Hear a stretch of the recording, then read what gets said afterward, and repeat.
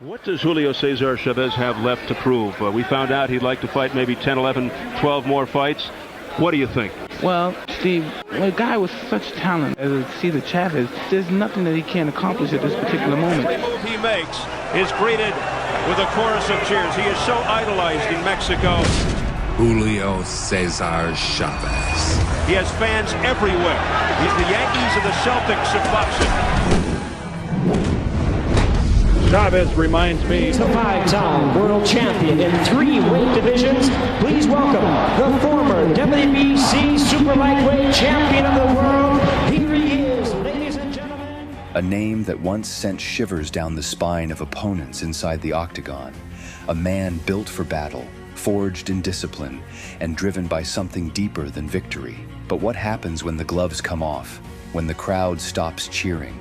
When adrenaline turns into silence and fame fades into family? At 49 years old, Julio's story is no longer just about punches and titles. It's about growth, love, and legacy. Stay with us, because the man you thought you knew, he's just getting started.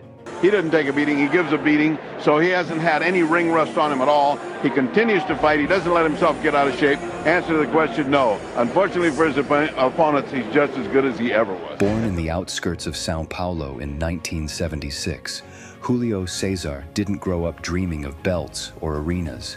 He grew up just trying to survive. His neighborhood was rough, narrow streets, packed houses, but it was home. Julio's first real fight wasn't in a ring. It was on the cracked pavement of his street, defending his younger brother from a gang of local bullies. He lost, but it sparked something inside him. At 12, his father, who worked 2 jobs and barely slept, dragged him into a dusty boxing gym. It smelled like sweat, rust, and old leather. Julio loved it. From there, he evolved. Boxing turned to Brazilian Jiu-Jitsu. Jiu-Jitsu opened the door to Muay Thai. And at just 19 years old, he had already fought 15 underground matches, most of them ending before the 3rd round. His style was raw, unpredictable, but above all, he was patient. He listened, he learned. Julio never relied on brute force. He wasn't the biggest or the loudest or the most intimidating in the room, but he was calculated. Nicknamed the Technician, he studied opponents obsessively, watching footage frame by frame, noting how their stance shifted after every missed jab. He didn't just react, he anticipated. Before long, he was fighting under bigger lights, in packed arenas. And unlike many, he didn't freeze under the pressure. He thrived in it. As his coach once said, Julio doesn't train for war, he becomes it. So what made Julio truly dangerous? It wasn't just skill, it was versatility. His Muay Thai elbows? Surgical. His BJJ transitions, seamless. His cardio, unrelenting. In the gym, he was obsessed with optimization. 5 a.m. runs up steep Sao Paulo hills. 2 hours of sparring in the afternoon, cold plunges, cupping therapy, breathwork before sleep. Even outside the gym, he was studying, reading philosophy, journaling, tracking every meal. Julio believed, if your mind is weak, your body will follow. That mindset made him different. Not just a fighter, but a tactician. Insane. Yeah. His knowledge of boxing was insane, but his volume was insane. And the only way you could have volume like that is if you have supreme conditioning. Wow. You ever watched Julio Cesar Chavez? One of the greatest of all time. He One of passed the away? greatest of all time. At 41 years old, Julio did something rare in combat sports. He chose when to walk away. His final fight wasn't a dramatic KO. No flying knees, no spinning elbows. It was methodical, tactical, smart, a 3-round decision where he controlled every second. When the bell rang, he raised his hand, not just in victory, but in closure.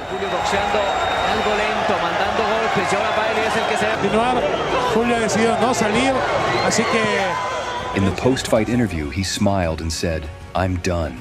I want to win outside the cage now." It wasn't about ego, it was about evolution. Today, Julio's life is quieter, but not slower. He lives in a beautiful but modest home in the hills of Sao Paulo with his wife Camila, a sports physiotherapist he met during a shoulder rehab camp. Their house has a home gym, a small meditation room, and walls lined with framed gloves and worn gis, not for show, but as reminders of the journey.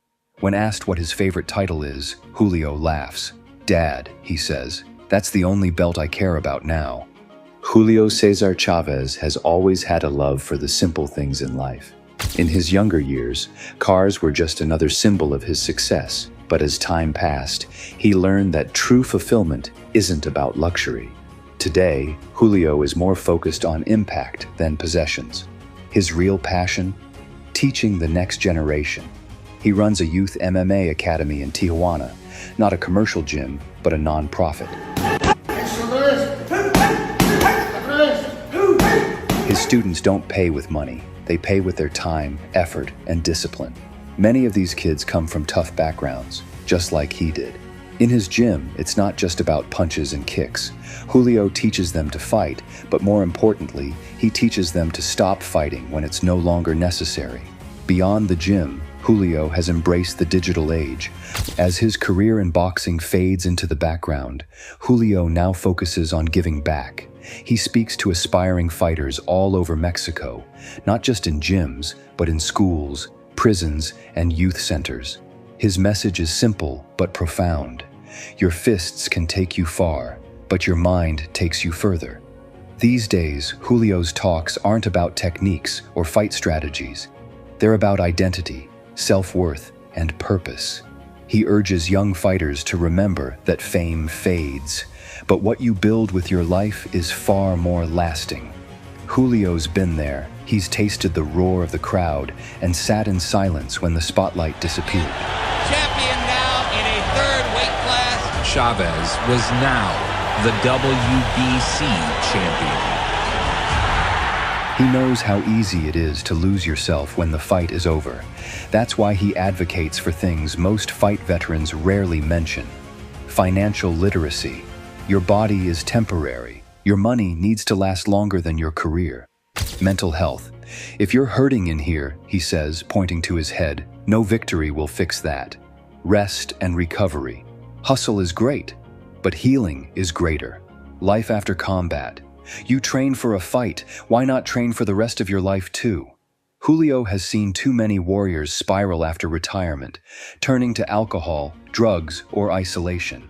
That's why his gym isn't just about training, it's about transformation. He's built it into a community hub, offering monthly workshops on investing, budgeting, and entrepreneurship. Guided meditation and breathwork classes every weekend. Guest speakers, including former champions. He even launched a Next Round program to help retired fighters transition into coaching, business, or teaching roles. Julio's greatest victories aren't written in highlight reels. They're written in hearts, minds, and futures. He says, "My legacy isn't made of gold, it's made of lives." Julio Cesar's story is a powerful reminder of what true strength really is. Right now, the 66-0 record, which was such a landmark in the history of the sport, is in serious jeopardy. 2 minutes left. It's not about how hard you hit. It's about how deeply you heal, how bravely you grow, and how willingly you give. At 49, Julio's no longer chasing the spotlight or championship belts. He's chasing peace. He's chasing purpose. And in that quiet, powerful pursuit, he's still undefeated. The legendary 6-times world champion, el gran campeón, Julio. So if this story moved you even just a little, hit like, subscribe, and share it with someone who needs to hear it. And tell us, who should we feature next? Because behind every fighter, there's a human story even more powerful than the punches. This is the life of Julio Cesar Chavez, and it's just the beginning.